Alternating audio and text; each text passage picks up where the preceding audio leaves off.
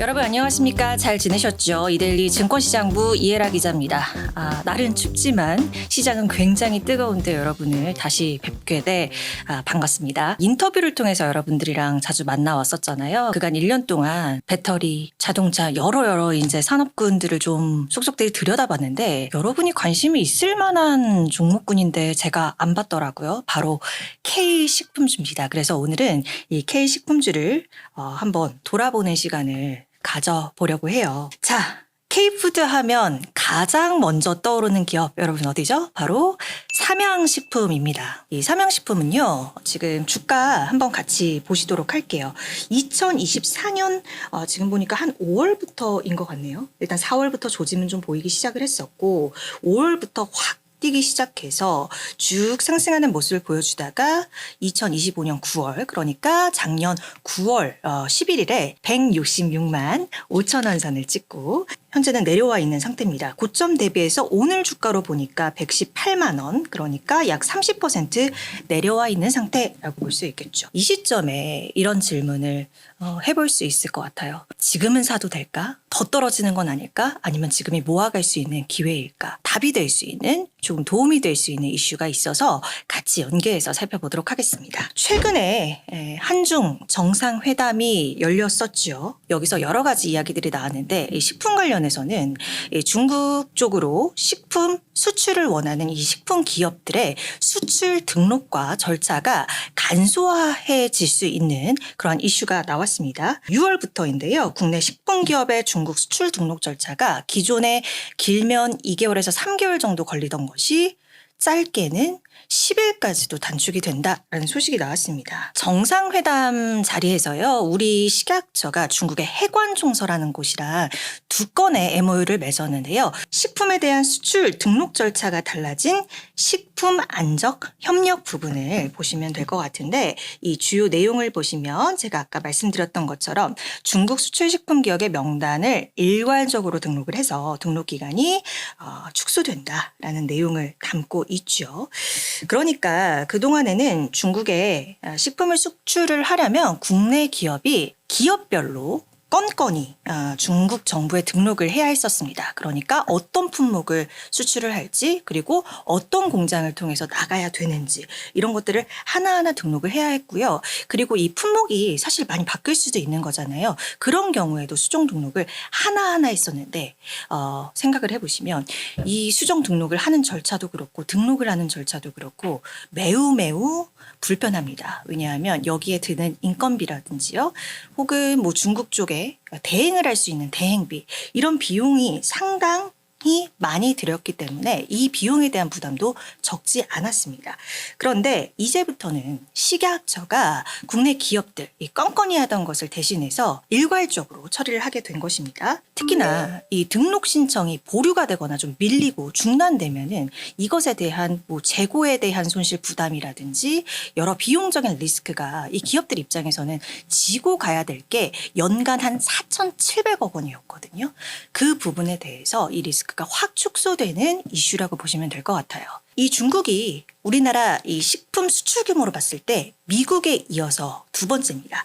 수치를 보니까요. 2024년 기준으로 했을 때 대중국의 식품 수출액이 90억 달러, 비중으로 보면 미국에 이어서 두 번째 약 15.9%를 차지하고 있습니다. 현재 중국 측에 우리가 이제 수출을 희망하는 기업들이 한 4,100개 정도인데 이 절차가 빨라진다는 것은 이 모든 기업들한테 기회가 넓어진다라고 볼 수가 있는 거겠죠. 자, 여기서 저는 한 가지를 조금 더 짚어보려고 합니다. 그럼 이 이슈가 직접적으로 어떤 기업들의 수혜를 미칠 수 있을 것인가를 투자 관점에서 생각을 해보게 되더라고요. 단기적으로 뭔가 더 직접적인 그런 수혜를 느낄 수 있는 것은 중소기업 그리고 영세기업 그 이름이 알려지지 않은 어떤 그 4,100여 개 정도의 기업이지 않을까라는 생각이 들어요. 아까 말씀드렸던 그 4,700억 원이라는 숫자가 인건비, 대행료, 여러 이런 비용적인 것이었는데 아무래도 이러한 비용들이 대기업보다는 중소기업에 더 큰 부담과 리스크로 작용이 됐을 거잖아요. 그래서 이번 변화로 인해서 중국에 가고 싶지만 못 갔던 기업들의 수출 문이 활짝 열리는 그런 직접적인 수혜를 받을 수 있는 계기가 될 수 있겠다라는 생각이 들었습니다. 작은 기업들이 중국 시장에 진출을 하게 된다면 이 시장 자체가 중국 시장에서 우리 K푸드의 그런 인지도 제고라든지 K푸드의 시장, 이 지도 자체가 넓어지는 효과를 가져올 수가 있겠죠. 그러니까 중국 소비자 입장에서 보면 이 중소기업들의 진출은 K푸드라는 카테고리를 조금 더 확대하고 키우는데 역할을 할 수 있는 그러한 요인이 되는 것입니다. 라면이라든지 만두, 간편식, 소스, 양념 등등요. 이런 것들, 이런 제품군이나 품목이 다양해질 수 있도록 K푸드는 일시적인 유행이 아니라 반드시 소비를 할 때 고려해보게 되는 그런 요인, 상시 소비재로서 자리를 하게 되는 것이죠. 이 지점에서 시장 구조적인 변화를 기대를 할 수가 있습니다. K푸드가 하나의 카테고리로 이 중국 시장에서 굳어지게 된다면 K푸드 인지도가 더 높아질 뿐만이 아니라 이 소비자의 기준은 새로운 걸 하나 먹어볼까라고 고민하는 것에서 시작을 해서 익숙하고 그리고 친숙한 브랜드 쪽으로 고르자. 라는 생각을 가질 수도 있게 되는 것이죠. 이 단계에서 그럼 가장 유리한 곳들은 어디일까요?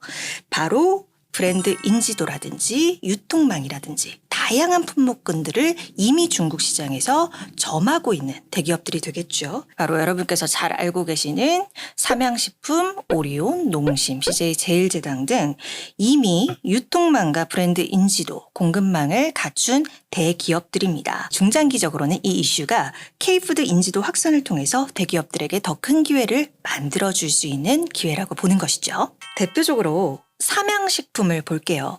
증권가에서 어떻게 바라보고 있을까가 궁금해지더라고요. 제가 목표 주가 증권사별로 어떻게 처리를 하고 있나 봤더니 적게는 낮게는 170만 원대에서 그리고 높게는 한국투자증권이라든지 이런 곳들에서 200만 원까지 제시를 하고 유지를 하고 있더라고요.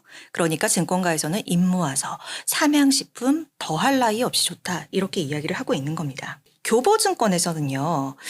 가격대가 이렇게 낮춰진 지금이 매수의 적기다. 이런 입장을 내놓기도 했고요.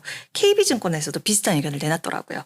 매수의 최적의 기회란 의견을 지배적으로 내놓고 있는 상황입니다. 지난해 삼양식품이 중국 공장 증설한다 이런 얘기 했었거든요. 근데 원래 6개 라인 정도를 세우기로 했었는데 이미 증설을 하고 있는 단계에서 그 라인을 더 넓혔습니다. 2개 라인까지 넓혔다라는 것. 높아지는 수요를 잘 따라잡기 위해 이 공급이 충당할 수 있도록 이미 증설 단계에서 계획을 재차 수정해서 높아지는 수요를 감당하기 위한 그런 방안을 마련을 했다라는 것이죠. 이 삼양식품 관련해서는 중국향 성장 스토리 아직 유효하다 이런 분석이 나오고 있습니다. 중국 매출이 그룹 전체 매출의 약 40%를 차지하는 오리온이라든지 그리고 중국 내에 이미 여러 개 공장을 운영 중인 농심, 간편식 위주로 중국 사업을 잘 전개하고 있는 CJ제일제당. 제 관점에서는 여러분의 이 투자 가시권에 놓고 한 번씩은 들여다보실 만한 기업이 아닐까라고 생각이 들었습니다.